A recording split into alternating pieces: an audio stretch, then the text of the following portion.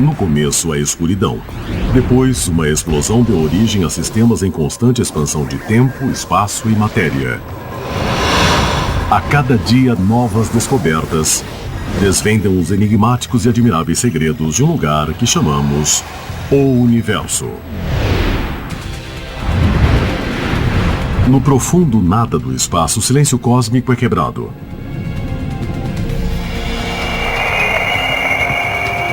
O espaço é realmente um lugar bem barulhento. Galáxias, estrelas, planetas e luas cantam com uma música estranha e extraterrestre. Eles soam um pouco como um fax alienígena.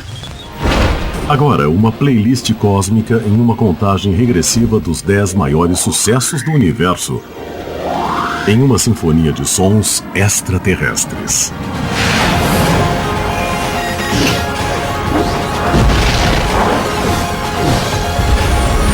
O Universo.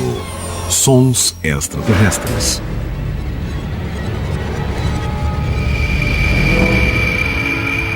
No espaço, ninguém pode ouvir seu grito. Como o anúncio do filme de ficção científica Alien, o oitavo passageiro, de Ridley Scott, a frase foi escrita para provocar arrepios. Ela se baseia na perturbadora ideia de que o espaço é um vácuo e de que os sons, sejam gritos ou músicas, não podem percorrer um vácuo. Mas é mesmo verdade? Bom, é meio limitado pensar que no espaço você não pode ouvir ninguém gritar. Porque, de fato, aqui na Terra existem muitos sons que não podemos ouvir, tem uma frequência alta demais ou baixa demais. Além disso, o espaço não é completamente vazio. E, finalmente, sabe qual é a definição de espaço? Se eu for um astronauta na superfície de Marte e estiver com um traje espacial, eu estou no espaço ou não? Bom, eu acho que sim. Tá bom, vamos experimentar aqui. Aqui na Terra, Bruce Betts, da Sociedade Planetária em Pasadena, Califórnia, tem pensado muito em Marte e na questão do som.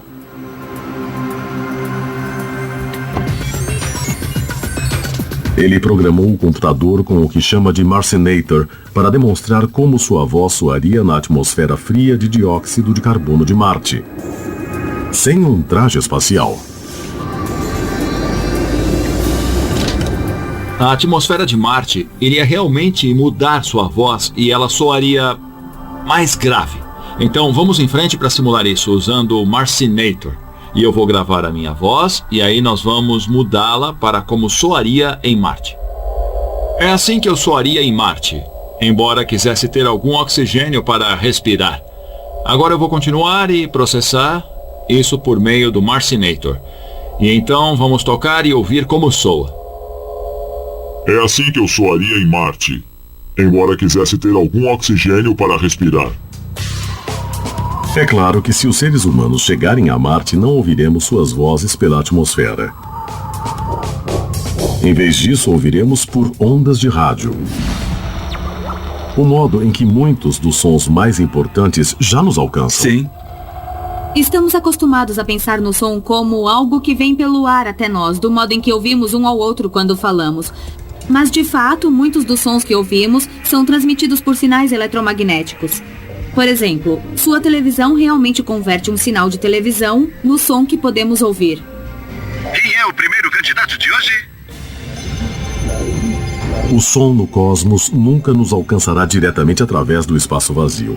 Então o rádio, a luz ou outras ondas eletromagnéticas são os portadores inevitáveis, trazendo um universo que podemos ouvir em toda a sua diversidade. O espaço é realmente um lugar bem barulhento. Ele tem muitas e muitas fontes de ruído que nós podemos detectar com radiotelescópios especiais, por exemplo.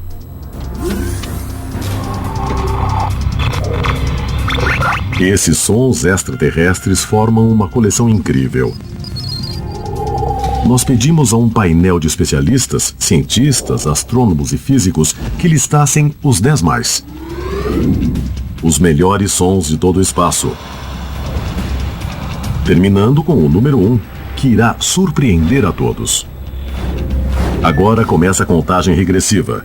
O número 10 vem de uma distância de 13 bilhões de anos-luz, o primeiro choro do universo em um sucesso chamado O Brilho do Som do Big Bang.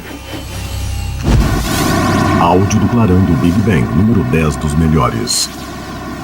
É admirável que o jovem universo fizesse mesmo um som, e nós só sabemos isso porque podemos realmente ver os gases brilhantes que estavam presentes naquele momento. O brilho desses gases é chamado de radiação de fundo de micro-ondas cósmicas, ou CMBR. É um leve traço de micro-ondas que se estende entre cada ponto nos céus. Descoberto pelos cientistas em meados dos anos 1960, a radiação é o brilho posterior ao Big Bang.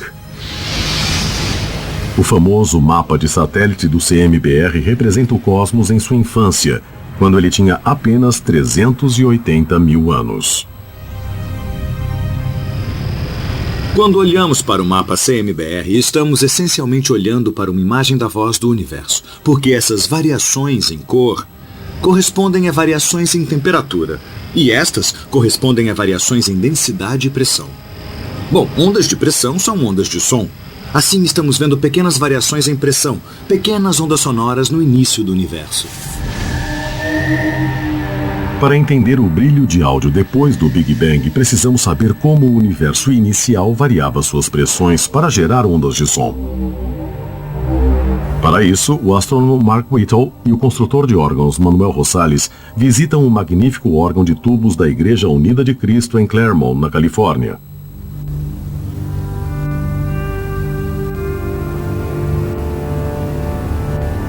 De certa forma, os 4.000 tubos deste órgão são comparáveis à voz do universo inicial.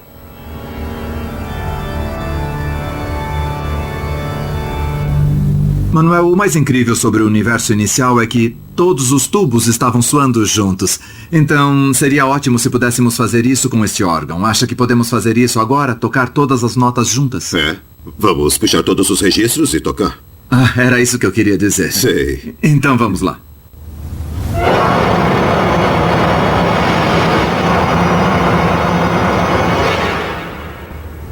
Muito poderoso e realmente um tipo de som branco, assobiante. Mas o que é ainda mais incrível no som primordial é que, na verdade, alguns tons específicos estavam presentes e ficaram mais fortes a cada momento.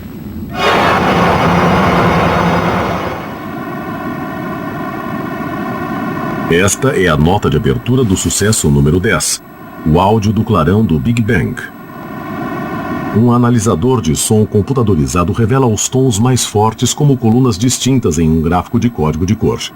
Por mais assobiante que o som cósmico seja, ele é diferente do puro ruído branco.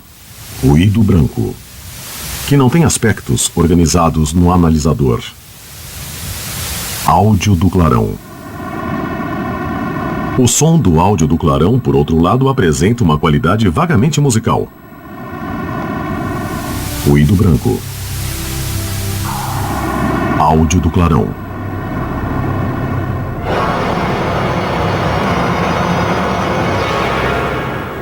Os tubos dos órgãos são feitos de madeira e metal, mas os tubos do universo inicial eram poços de matéria escura, a substância misteriosa cuja existência é conhecida apenas por sua gravidade. O que impulsiona as ondas de som é a gravidade. Assim, por exemplo, se houver uma região de densidade um pouco mais alta de matéria escura, existe uma força gravitacional agindo. O gás que rodeia essa região sente essa ação e é atraído. Mas é gás, então, ao ser atraído, ele se comprime. Essa compressão age como uma mola, e isso empurra o gás de volta. Mas então, ele se afasta até que é atraído novamente. É assim que o movimento do gás cai, se afasta, cai, se afasta. Então temos uma onda de pressão oscilante, uma onda sonora. A radiação de fundo cósmica, por importante que seja, é só uma imagem parada. Sua conversão em som tem o efeito de apenas uma nota ruidosa, pouco musical. E até ouvir isso é difícil. O órgão de tubos nos mostra o motivo. Os sons do universo são graves demais para a nossa audição. De fato, qual é a nota mais grave que este órgão toca? É um tubo de 9,75 metros e só pode ser tocado com um pé.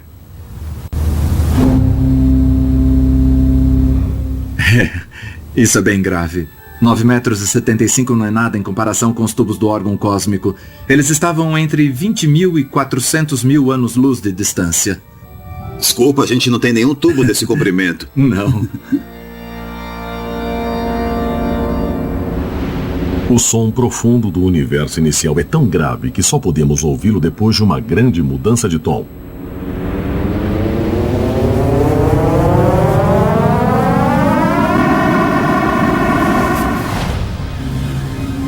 A radiação de fundo do universo data de 380 mil anos depois de sua criação. Mas o que aconteceu antes disso? Será possível revelar toda a canção do universo? Desde o momento do Big Bang?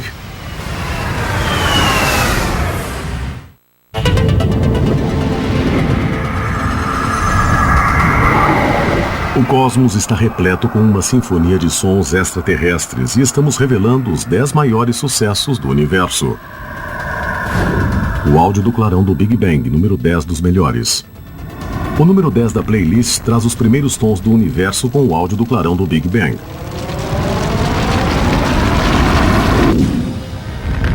Mas o download do primeiro canto do universo tem alguns problemas. Com o órgão cósmico tocando todos os tubos ao mesmo tempo, o que chegou até nós soa como uma só nota, ruidosa e complexa. É só uma nota porque vem das ondas de pressão que lemos no mapa da radiação de fundo cósmica, que é só uma foto do som do universo inicial, tirada 380 mil anos depois do Big Bang. Como podemos voltar o relógio e ouvir o resto da música? A cosmologia moderna está bastante avançada e é possível criar uma simulação por computador, uma simulação do jovem universo. É possível recriar em um computador o que estava acontecendo e como o som se desenvolveu desde o primeiríssimo instante até os primeiros 400 mil anos. Esse é o mesmo tipo de simulações por computador que nos deram imagens que mostram como o universo inicial evoluiu.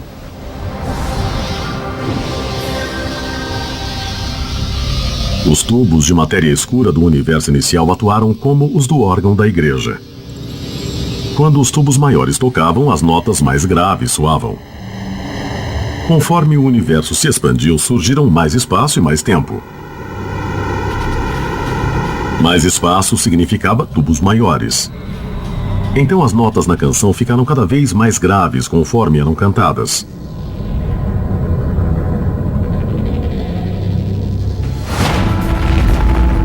Se juntarmos tudo, os primeiros 400 mil anos do universo podem ser condensados em 10 segundos. Um incrível grito primal.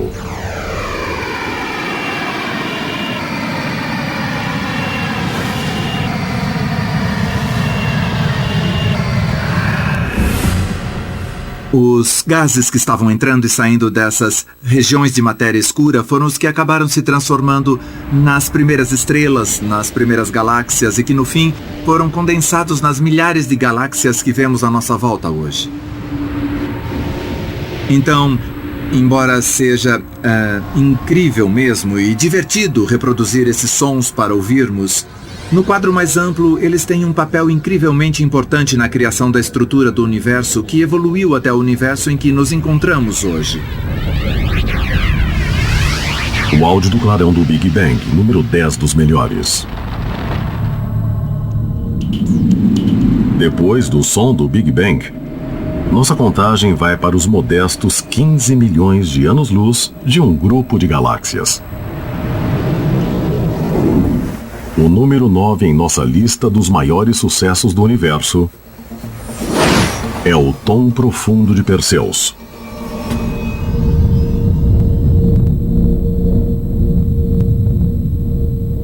Este é um som grave ao extremo que emana do aglomerado de Perseus. um grupo de cerca de 1000 galáxias a 250 milhões de anos-luz da Terra. A galáxia central nesse aglomerado de galáxias tem um imenso buraco negro supermassivo em seu centro.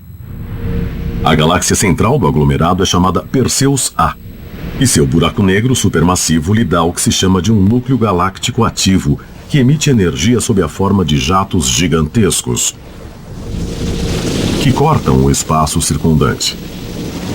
Por motivos que não entendemos bem, ela parece estar saindo, a energia está sendo produzida de vez em quando a cada 10 milhões de anos. Esses pulsos de energia são de fato ondas de pressão. E é isso que as ondas sonoras são: ondas de pressão. A onda, como demonstrado pelos fãs de esportes, tem um movimento de sobe e desce que é muito conhecido de todos nós. Mas esses estudantes da Universidade da Califórnia vão nos mostrar como uma onda de som é diferente. Vamos lá, pessoal. Soltem os pompons. Como as ondas de som são ondas de pressão, vamos construir uma onda de pressão com esses estudantes. Muito bem, pessoal. Façam fila. Venham todos pra cá e depois fiquem ombro a ombro, desse jeito. Quero que se espalhem um pouquinho, sem deixar vazios. Vocês serão estudantes colidindo uns com os outros, como moléculas colidindo em uma onda de som. Tá ficando melhor, não é? Se sentem um grupo de moléculas? Sim! Ótimo! Bom, parece ótimo. Temos um bumbo em cada ponta da fila. Verão por quê em 1 minuto. Vamos começar tudo com este rapaz aqui. Ele vai tocar o bumbo. Vejam o que acontece. Neste caso, a pressão é um bom e saudável empurrão que vai de aluno em aluno passando por toda a fila. No final, o último estudante aplica pressão ao segundo bumbo, tocando. O segundo bumbo é como nosso tímpano. Quando a pressão de uma onda sonora no ar atinge nosso tímpano, ouvimos o som. É exatamente deste jeito que o som viaja pelo ar, exceto que em vez de ter alunos se empurrando, existem moléculas no ar se empurrando. Um som precisa de um meio para se mover. Ele não pode atravessar o vácuo. Então, de fato, para ir do ponto A ao ponto B, são necessárias moléculas de ar que se empurram. É assim que funciona. Então, como essas ondas de pressão do número 9, tom profundo de Perseus, viajam pelo que é essencialmente o vácuo do espaço intergaláctico? O astrofísico Richard Pogge, da Universidade Estadual de Ohio, nos dá uma noção do vazio no espaço profundo no estádio de futebol da faculdade. Embora seja verdade que as ondas sonoras não podem viajar pelo vácuo do espaço, o espaço não é um vácuo completo. Eu estou em Ohio, no estádio de Buckeyes. Está bem vazio hoje, só eu estou aqui. E não posso pensar em um lugar melhor para mostrar o vácuo do espaço. O estádio vazio pode ser uma representação do vácuo no espaço se o compararmos com sua lotação nos dias de jogos.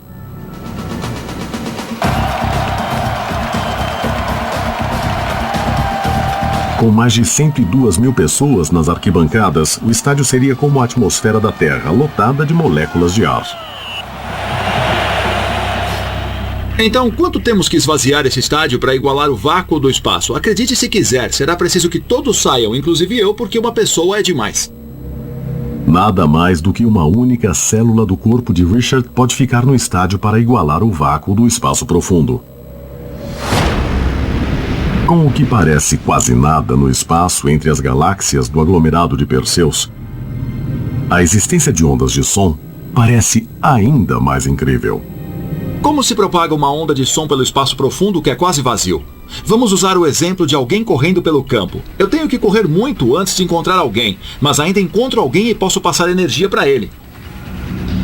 O mesmo acontece com um átomo no espaço. Ele tem que viajar muito, talvez 300 anos-luz, antes de encontrar outra partícula. Mas quando a encontra, passa energia e a onda se movimenta.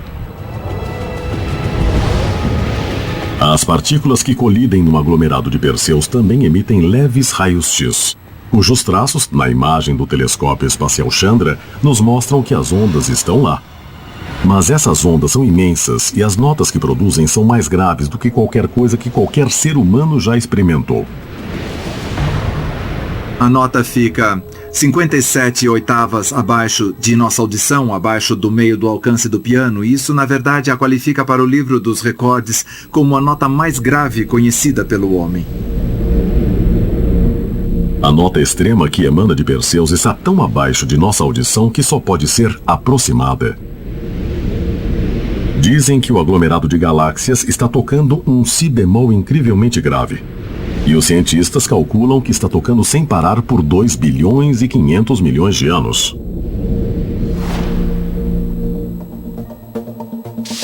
O número 9, tom profundo de Perseus, soa enquanto a contagem continua. O número 1 é secreto e espera no fim da fila. Mas antes, um estranho som agudo ocupa a posição 8. Os sons do espaço e sua ligação a sinais de extraterrestres.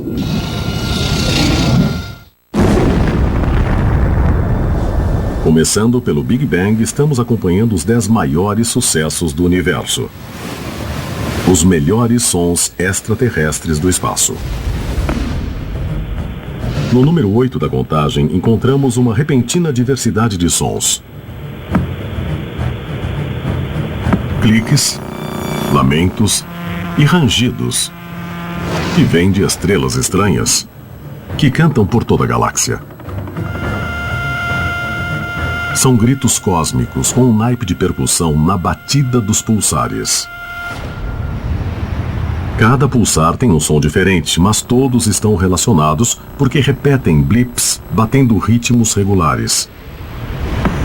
Os sons diferentes vêm das batidas que soam em velocidades diferentes. Os primeiros pulsares que foram detectados emitiam ondas de rádio tão regulares que os astrônomos pensaram que eram sinais de alienígenas. Mas a verdade logo foi descoberta. Um pulsar é uma estrela de nêutrons em rotação rápida. Essa é uma estrela muito densa que tem 2 feixes de radiação saindo dos polos. Conforme esses feixes rodam e cortam nossa linha de visão, vemos uma série de pulsos. Pensamos nos pulsares como associados ao som porque eles foram descobertos com radiotelescópios. Havia uma série de bips que os radiotelescópios detectaram. No caso de um pulsar que rode devagar, podemos ter uma série de batidas como as de um metrônomo. Bip, bip, bip, bip. Pulsar PSRB 0329, 1,4 rotações por segundo. Ou você pode ouvir bip, bip, bip, bip, bip. Pulsar vela, 11 rotações por segundo. No caso de um pulsar de rotação rápida, os bips se unem e ouvimos brrr desse jeito. Pulsar da nebulosa do caranguejo, 30 rotações por segundo. E no caso de um pulsar de rotação muito rápida, é só um som contínuo, que parece uma nota para nossos ouvidos. Pulsar JO 437, 176 rotações por segundo. Os pulsares se formam do colapso de estrelas massivas depois que elas explodem como supernovas. Mas quanto tempo demora para que uma estrela massiva colapse? Era isso que Sherman D., de Tampa, Flórida, queria perguntar ao universo, quando nos mandou uma pergunta. Sherman, os efeitos visíveis de uma supernova podem durar meses, ou anos, ou até mesmo séculos, se estiver olhando para o que resta da supernova, os gases em expansão. Mas embora possa parecer incrível, o colapso do núcleo de uma estrela massiva pode levar só 1 ou 2 segundos. E é isso que inicia a explosão da supernova. Pergunte ao universo. Nosso Sol não é massivo o bastante para se tornar supernova, mas é uma bola gigante de hidrogênio 330 mil vezes maior do que a Terra e queima por fusão nuclear. Então nossa estrela mal pode se conter com o anúncio do próximo sucesso. Este sucesso quente é o número 7 da contagem. Aqui está, a Canção do Sol. O Sol faz sons, mas não os chamaríamos de solares, não são alegres. Eles são rugidos graves e agourentos que murmuram e vibram.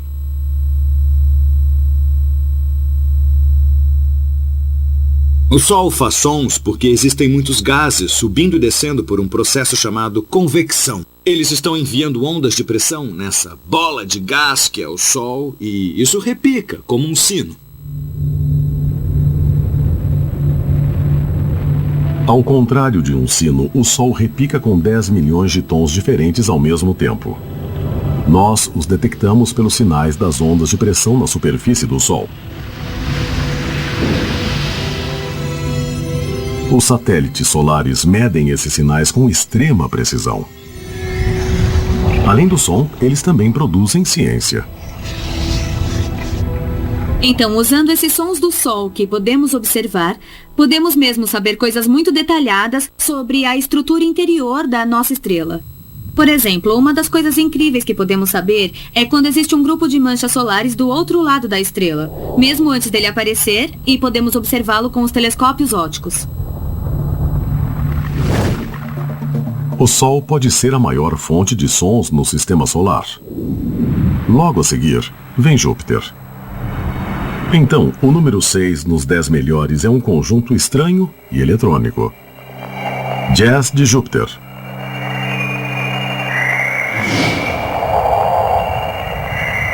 O Jazz de Júpiter chega a nós com o patrocínio de 2 naves lendárias Voyager, agora em sua jornada épica para o limite do sistema solar. As 2 naves Voyager se dirigem ao espaço interestelar. Elas estão nos limites mais extremos da bolha que o Sol cria ao seu redor. Hoje a Voyager 1 está 118 vezes mais longe do Sol do que a Terra, e quase 4 vezes mais longe do Sol do que Netuno. O cientista de projetos Ed Stone coordena a missão Voyager desde que as 2 naves começaram a viagem pelos planetas exteriores em 1979.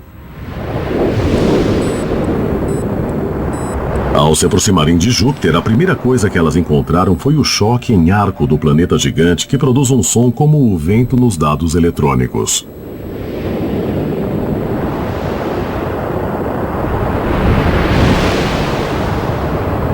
Há um vento que sopra do Sol a cerca de 1.600.000 km por hora, é supersônico. Quando este vento se aproxima do contato com um campo magnético ao redor, digamos, de Júpiter, ele tem que ficar subsônico. Existe um choque sônico que se forma diante do campo magnético de Júpiter. Isso é chamado de choque em arco. É muito parecido com um choque sônico na frente de uma nave supersônica. Mais intrigante do que o choque em arco é o coro jupiteriano, que soa como passarinhos cantando ao amanhecer.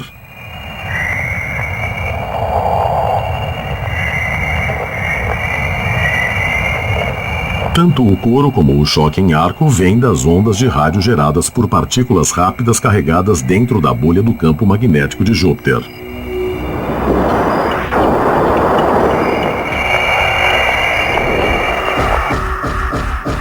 Estamos nos aproximando do misterioso número 1. Dos 10 melhores, passando pelas luas de Júpiter e os anéis de Saturno, onde os ruídos dos circuitos elétricos, gases brilhantes e fluxos de vento se colocam entre os sons mais incríveis no sistema solar.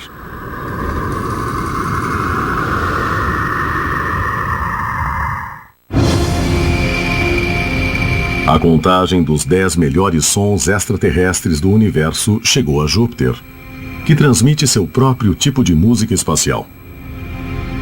Mas o próximo sucesso não é um solo. Júpiter tem um grupo vocal. As luas de Júpiter que orbitam o planeta gigante. E agora elas têm um lugar próprio. O número 5. Nos 10 melhores. E a música se chama Luas sobre Júpiter. A solista é a lua Ganimedes, gravada pela nave Galileu, que chegou em Júpiter no final de 1995. Os sons que Galileu enviou da lua Ganimedes de Júpiter, aliás a maior lua do sistema solar, são muito intrigantes. Eles soam como um fax alienígena. Na verdade, quando eu toquei esse som no meu escritório ontem, as pessoas vieram correndo das outras salas para ver o que era, se eu estava recebendo uma transmissão alienígena.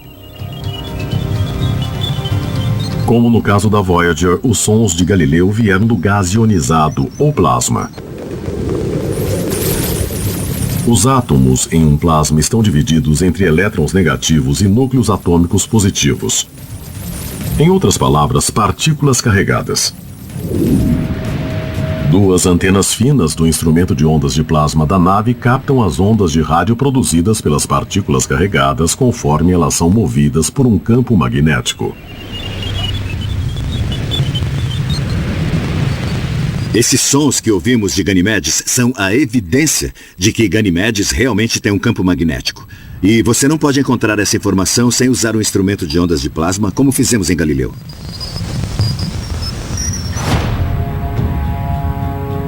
Uma explosão muito súbita de som extraterrestre vem de outra lua de Júpiter. Ela aconteceu quando Galileu passava sobre o polo norte de Io.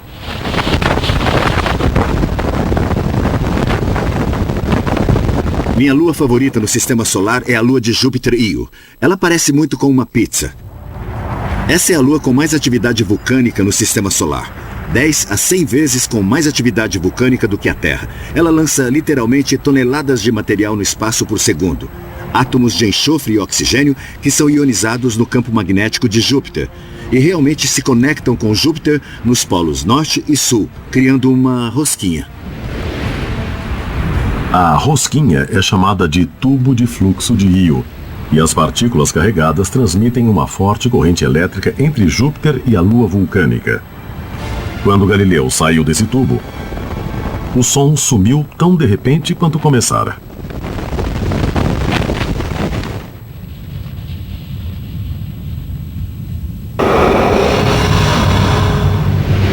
Com Júpiter e as luas terminando a apresentação, nossa contagem chega a Saturno, que é menor do que Júpiter, mas está nos 10 melhores.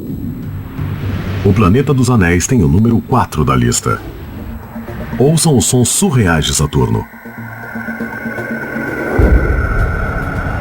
Eles chegam até nós pela nave Cassini, que tem enviado imagens e dados incríveis desde sua chegada ao planeta dos anéis em 2004.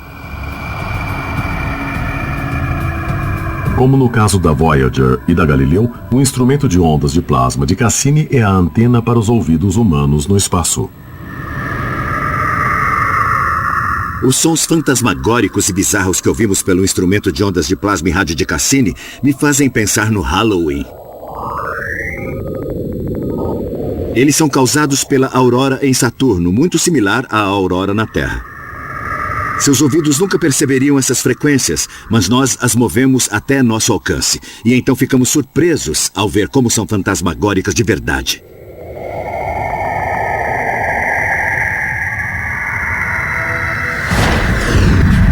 O som surreal de Saturno não é o único som do planeta dos anéis na nossa contagem.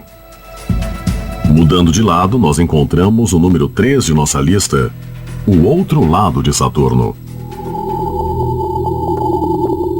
Os cientistas chamam isso de cruzamento. Este cruzamento não tem nada a ver com a mistura de estilos musicais, mas descreve as ondas de rádio dos hemisférios norte e sul de Saturno quando elas realmente se cruzam em frequência em um certo período. Nós vimos algo muito estranho em nossos dados de rádio, em nossos dados de ondas de plasma. Uma dupla de frequências cruzadas, que aparentemente sugeriam que os hemisférios norte e sul estavam girando em velocidades diferentes. Isso é muito estranho para nós na Terra sólida, onde a Terra gira em uma só velocidade. Na verdade, nós não achamos que Saturno esteja girando em velocidades diferentes. Pensamos que ventos zonais de alta altitude estejam nos enganando e nos fazendo pensar que há rotações diferentes no hemisfério norte e sul, mas esse não deve ser o caso. Ondas similares seguindo as linhas do campo magnético de Saturno revelaram uma surpresa sobre o planeta dos anéis. Uma das coisas mais bizarras que Cassini achou foi que parece que o dia de Saturno era 6 minutos mais longo do que era na época da Voyager, apenas décadas atrás. A determinação da duração do dia de Saturno realmente não é possível ao se observar as nuvens girando ao redor do planeta. Temos de usar essas emissões de rádio, os sons do espaço, para ver o que o interior profundo está fazendo, e foi ali que surgiu o mistério. É praticamente impossível desacelerar tanto um planeta do tamanho de Saturno em tão pouco tempo. Então, os cientistas acham que as emissões de rádio não devem ser muito precisas.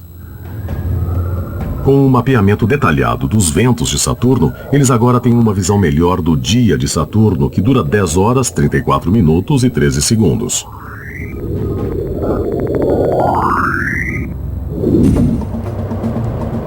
Agora estamos chegando à superfície de Titã, a maior das luas de Saturno, que ocupa sua posição na contagem de sons extraterrestres. O número 2 nos traz totalmente Titã, que chega com um sibilar do outro mundo vindo do microfone da sonda Huygens separada de Cassini e caindo de paraquedas através da atmosfera de metano de Titã a quase 1 bilhão e 500 milhões de quilômetros da Terra. Se estiver com paraquedas, você vai ouvir que é exatamente o que ouvimos nesses sons da Huygens. O som foi transmitido quando a sonda caía na direção da superfície de Titã em 2005. O sensor acústico da Huygens era essencialmente um microfone, mas ele só gravava a cada 2 segundos. Ele captava um som curto, um momento muito breve de som e depois nada, e depois um momento muito breve de som. Não estava nos planos transformar isso em sons que o público pudesse ouvir. Porém, ao contrário dos outros sons de Saturno, esses não foram convertidos de ondas de rádio. Eles começaram como ondas sonoras na atmosfera de metano de Titã, e a Sociedade Planetária converteu os sons staccato do microfone em algo audível pelos ouvidos humanos. No final, o que se ouve é principalmente o ruído do vento, conforme o paraquedas desce na atmosfera. E depois as coisas ficam muito mais quietas na superfície. Começa como... e subitamente passa...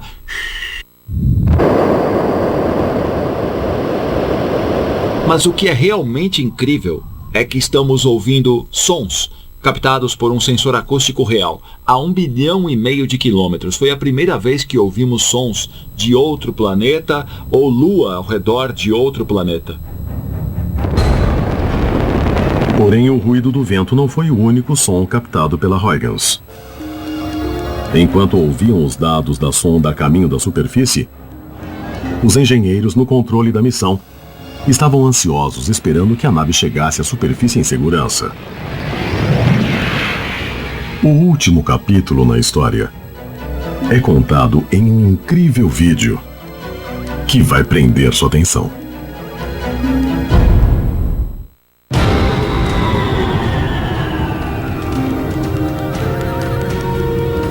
Estamos contando os 10 melhores sons extraterrestres do universo.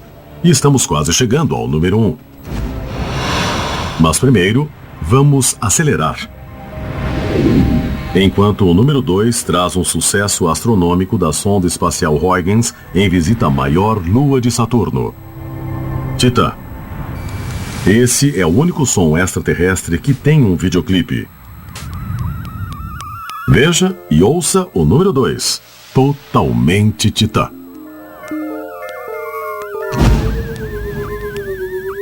Aqui temos o que chamamos de sinos e assobios, o filme de Cassini-Huygens, e ele mostra a descida. É um ótimo exemplo do uso do som para transmitir todos os tipos de dados diferentes. Do mesmo modo que um contador Geiger anuncia a radioatividade com cliques audíveis, os instrumentos na sonda Huygens tinham sons próprios para registrar os dados que estavam captando.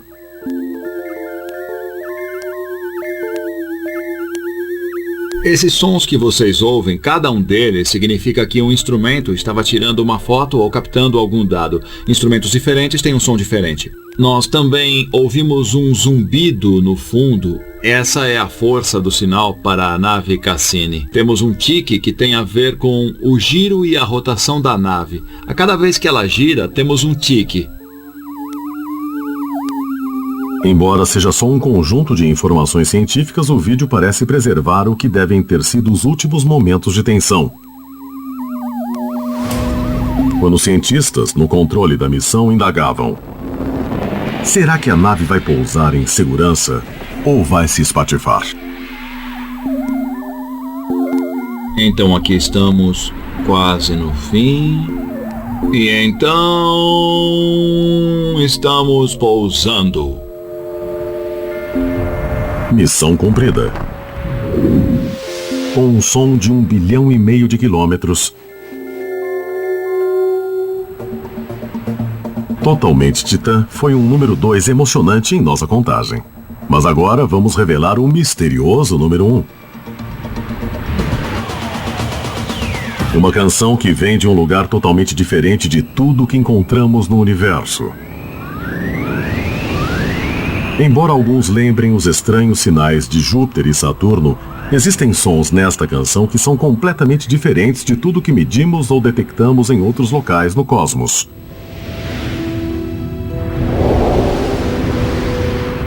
Porque o número 1 na contagem tem sons que só se encontram no lugar do universo em que se originaram. O número 1 nos sucessos do universo ressoa com ecos de um lugar singular. Os ecos da Terra.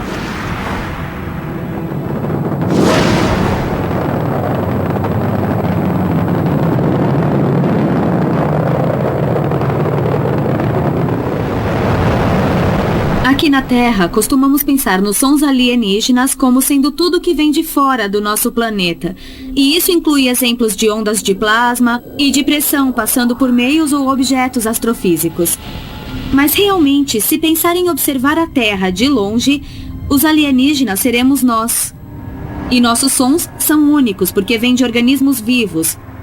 Quer seja a linguagem humana ou o canto dos pássaros.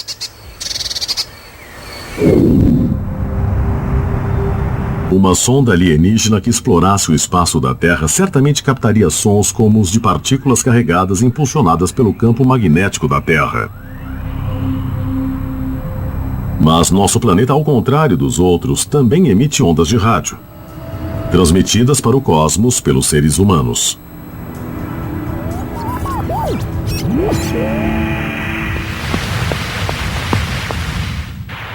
Boa noite, sou o professor Reginald A. Fessenden, falando de Brant Rock, Massachusetts. Em 1906, em Brant Rock, Massachusetts, Reginald Fessenden fez a primeira transmissão de rádio com fala e música. Ele foi o inventor do rádio AM e transmitiu os primeiros sinais na véspera de Natal. O sinal foi captado por marinheiros centenas de quilômetros mar adentro e viaja pelo espaço desde então. Desde o início do rádio, nós estamos transmitindo para o espaço e estamos enviando sinais na esperança de que alguém os intercepte. É claro que o espaço é um lugar muito grande e, portanto, é difícil saber quem os ouviria e quando, mas eles estão a caminho de sabe-se lá onde. Olá das crianças do planeta Terra. Os sons da Terra também viajam pelo espaço, não por rádio, mas a bordo das duas sondas espaciais Voyager, em um curso lento, mas constante para as estrelas. Um dos exemplos de como o som é importante para nós aqui na Terra é que, quando lançamos a Voyager, nós realmente incluímos um disco de ouro dos sons da Terra. E fizemos isso para representar não só os sons humanos, mas também os sons de muitas criaturas que vivem aqui na Terra conosco. Então é realmente uma digital sonora da vida em nosso planeta.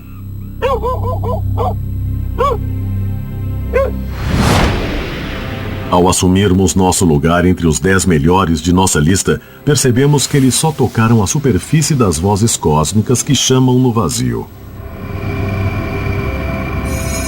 Desde a criação até hoje, o espaço produziu um grande catálogo de sons para acompanhar suas lindas imagens. Por estranhos que esses sons pareçam, aprendemos que eles carregam mensagens importantes que nos ajudam a resolver os mistérios da natureza e a compreender o universo.